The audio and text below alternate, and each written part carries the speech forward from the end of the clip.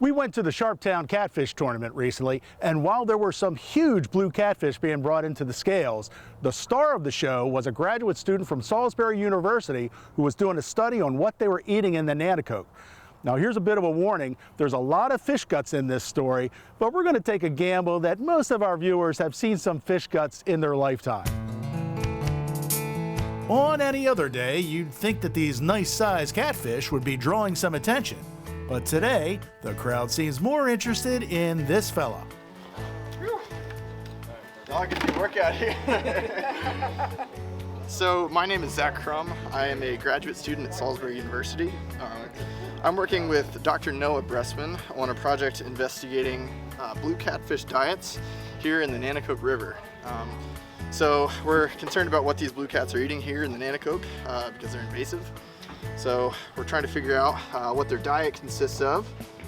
In particular, we're interested to see if they're eating some of our threatened species here, such as some of our river herring species, Atlantic sturgeon, and then some of our economically important species like rockfish as well as blue crab. So trying to figure out, how many of those species that they're eating and what kind of impacts that may have on the ecosystem as a whole.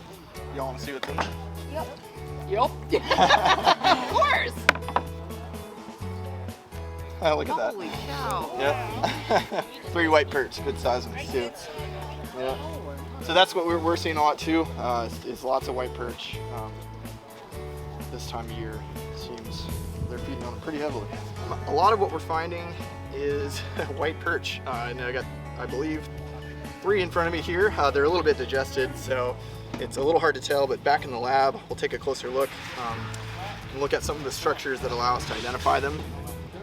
And other than white perch, we've been seeing some river herring, as well as some shiner, clams, blue crabs, basically anything these guys can get their mouth around, they'll eat it. So it is a good mix. Craziest thing we found so far has been a wood duck.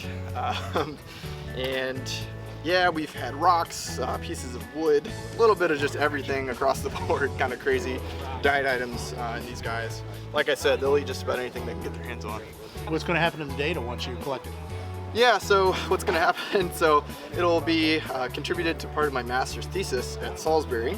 And then from there, we're hoping to get my data into the hands of fisheries managers here in the Chesapeake Bay region to give them an idea of what impacts that these invasives are having here on the eastern shore of the Chesapeake Bay. Get outdoors, Delmarva.